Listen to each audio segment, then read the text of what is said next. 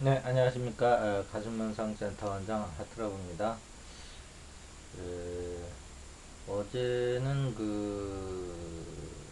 예수님께서 그 골방에 들어가서 그 하나님께 기도하라. 그거에 대해서 말씀을 드렸습니다. 다시 간단하게 말씀을 드리면, 이제 그 골방이라는 것이 결국은 신앙인하고 이제 수행자는 좀 다른데, 그 신앙인들은 그걸 뭐 물리적인 진짜 한적한 어떤 그 별도로 떨어져 있는 골방을 얘기한다고 생각할 수도 있겠지만, 수행자들이 보는 골방은 그거는 다르죠. 수행이라는 건 결국 우리 몸 안에서 이루어지는 거고, 그럼 우리 몸 안에서 골방이 어디냐? 실적에는 그것이 어떤 영적인 가슴이라는 거죠. 얘기를 말씀드렸고요. 오늘은 이제 그런 것은 다 이제 그 예수님의 지금 수행의 행적이 전혀 남아있지 않지만, 그분의 그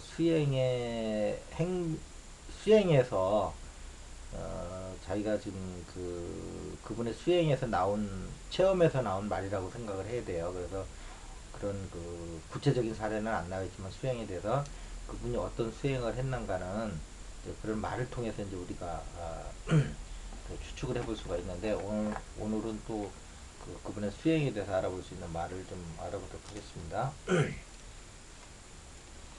마태복음 4장 1절에 보면, 그때 예수께서 성령에게 이끌려 마귀에게 시험받으러 광야로 가사 40일을 밤낮으로 금식한 후에 줄이신지라. 시험하는 자가 예수께 나와서 가로되, 네가 만일 하나님의 아들이여든 명하여 이 돌들이 떡 덩이가 되게 하라. 예수께서 대답하여 가라사대, 기록되었으되 사람이 떡으로만 살 것이 아니요 하나님의 입으로 나오는 모든 말씀으로 살 것이라 하였느니라. 이렇게 이제 하나님의 이제 말씀으로 산다, 이제 이런 얘기를 했거든요. 음. 그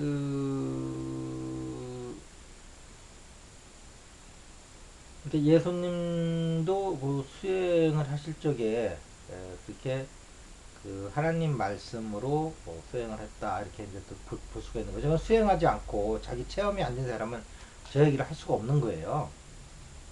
음. 근데 이제 우리나라는 이제 그 불교 수행이 이제 그 줄을 이루다 보니까 공으로 돌아가는 수행이죠.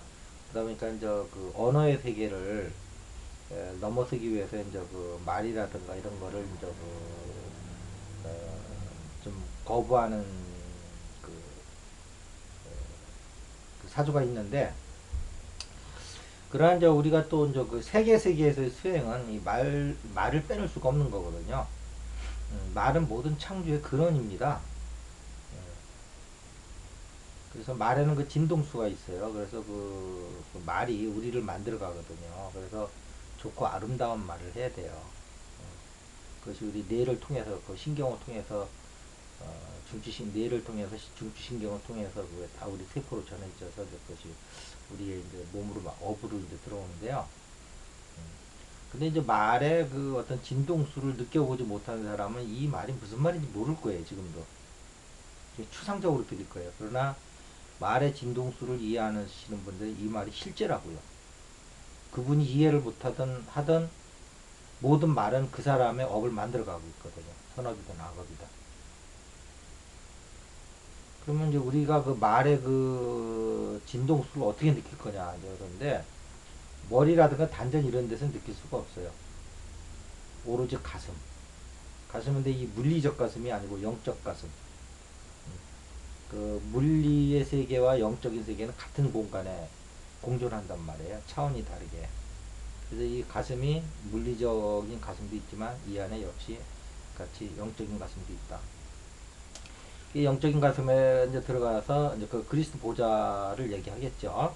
그리스도 보좌. 그 추인 생활에 나오는 그리스도 보좌 수행법이 있죠. 그 그리스도 보좌를 그 그리스도 보좌의 방에 들어가서 그 하나님이라는 말씀을 품으면 그 진동수가 계속 느껴져요. 여러분들이 말에 대한 진동수에 대한 개념이 없고 체험이 없으면 그 수행을 할 수가 없습니다. 맨날 겉도는 수행이지. 하나님 믿으라니까 하나님이 있는가 없는가를 믿으라는 걸로 알고 있잖아요. 그게 아니고요. 수행, 그거는 신앙인의 문제고, 수행인은 그 하나님이라는 말의 세 글자만 품고 있어도 그 언어가 갖고 있는 진동수를 느끼실 줄 알아야 돼요. 그럼 어떻게 느끼는 거냐? 이거는 실제란 말이에요. 그냥 불교식으로 얘기하면 깨달음이 올 때가 여러 가지 증세가 오는데 그 실각지라고 그러죠. 그 중에서 경안각지가 있잖아요. 가볍고 편안함을 느끼는 경지. 무겁고 불편함을 느끼는 건 그거는 수행하고 거리가 먼 수행법이에요. 만약에 수행을 하는데 내가 기준이 이게 바른 수행법이냐 아니면 경안을 들어보면 되는데 가볍지 않고 편안하지 않으면 그건 잘못된 수행법이에요. 근데 그 하나님이라는 말씀만 품고 있어도 그 진동수가 느껴지면서 우리를 영적인 편안함 아실 거예요. 물리적인 편안함이 아니고 영적인 편안함으로 깊게 들어가게 해줘요. 그 하나님이라는 말이. 그럼 여기서 그 하나님이라는 그 말은 그러면 기독교에서 얘기하는 하나님하고 어떻게 다른 거냐? 저는 좀 다르다고 봅니다. 기독교에서 그 얘기하는 하나님은 그 나라, 그 민족의 그 어떤 문화가 있을 거고요.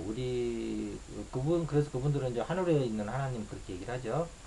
근데 이제 동양인의 하나님이라는 건 특히 우리 한국에서 하나님이라는 건 뭐냐면 무슨 하늘에 있고 땅에 있고가 문제가 아니고 모든 만물에 모든 존재하는 것에 가장 근원적인 모든 것을 다 포함하는 땅속이고 하늘이고 이런 문제가 아니고 어, 한국 사람들은 근원성을 추구하잖아요. 근원.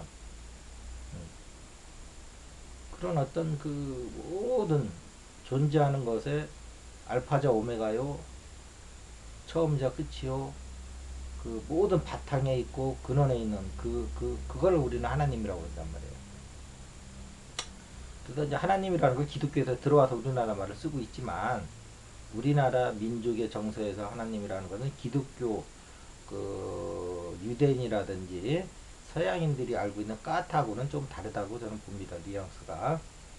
그거를 이제 우리나라 말로 가져갔을 뿐이에요. 성서가 번역되면서. 저도 이제 한국 사람이다 보니까 우리 민족의 고유한 하나님이라는 정서가 더 강해요. 이렇게 그 근원적인 하나님을 딱 갖고 있으면 그 가슴에서 촥 녹아 흘러가요. 그러면서 편안한 거예요. 아주 편안함도 육체적 편안함이 아니고 그 영적인 깊이가 있는 편안함을 쫙 들어가면서 그 진동수로 우리의 몸과 마음이 이렇게 동조가 되면서 끌어올려지는 걸 느낄 수가 있어요. 이게 진정한 그 그리스도 보좌 수행법이에요. 원리고. 이 말에 진동수를 느낄 줄 아는 사람은 오늘 예수님이 하신 하나님의 말씀을 먹고 산다는 말을 이해하는 거고, 이 체험이 있었기 때문에 예수가 이 말을 또 하는 거예요. 그래서 그분의 그 수행법은 좀 안 알려져 있고, 신의 아들로 변갑시키기 위해서, 신의 아들이 또 와서 수행하는 건 이상하잖아요. 인간의 상식에서는. 어쨌든, 그래서 그분의 신비감을 만들기 위해서 다 없앴는데, 어쨌든 그분 말씀에서는 그분의 수행법을 이제 우리가 추측해서 볼 수 있는 거죠. 그래서 어제랑 연결시키면 결국은 골방이라는 것은 우리의 그 하나님의 말씀의 진동을 느낄 수 있는, 그래서 우리가 영적으로나 육체적으로나 이렇게 진동수를 빛의 진동수를 끌고 갈 수 있는 그 그리스도 보좌를 얘기하는 것이다. 그 다음에 그 안에서 오늘의 얘기한 하나님 말씀으로 먹고 산다는 얘기는 우리의 영은 하나님의 말씀으로 먹고 산다. 우리의 육은 물질을 먹고 살지만. 근데 사실은 영과 육은 따로 떨어져 있는 게 아니고 연결선상에 있단 말이에요. 그래서 이 끌고 올라가야 돼요. 우리가 우리 그 육체를 책임지고 우리가 쓰고 있는 육체는 물질을 이거 빛으로 만들어야 될 책임이 있는 거예요. 우리 몸은 온갖 우주의 그 모든 성분들이 다 들어가 있단 말이에요. 다 이 빛을 끌어올려줘야 된다. 그래 와가지고 이제 그 세포 차원에서 이제 모든 체험들을 하고 있는데 세포는 하나하나가 다 독립적입니다. 그러면서 이제 연결망으로 연결돼 있죠. 그래서 이 모든 세포들을 하나로 연결시켜 주는 게 각자 세포들을 하나로 연결시켜 주는 게 사랑이에요. 우주 보편적인 사랑.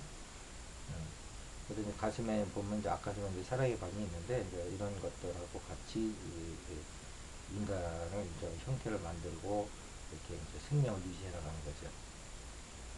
자, 그래서 오늘은 이제 그렇게 이제 그 말씀의 진동수에 대한 이해가 깊으신 분은 그 태초에 하나님의 세상을 창조했는데 뭐 땅이 있으라 하면 땅이 생기고 이제 이런 말을 다 이해한다고요. 그래서 우리 인간은 하나님처럼 물질은 아직 창조 못하지만 우리가 말을 가지고 감정은 창조할 수가 있어요. 말 한마디에 천년빛을 갚는다는 게 그런 말입니다. 우리가 감정을 창조할 수 있다.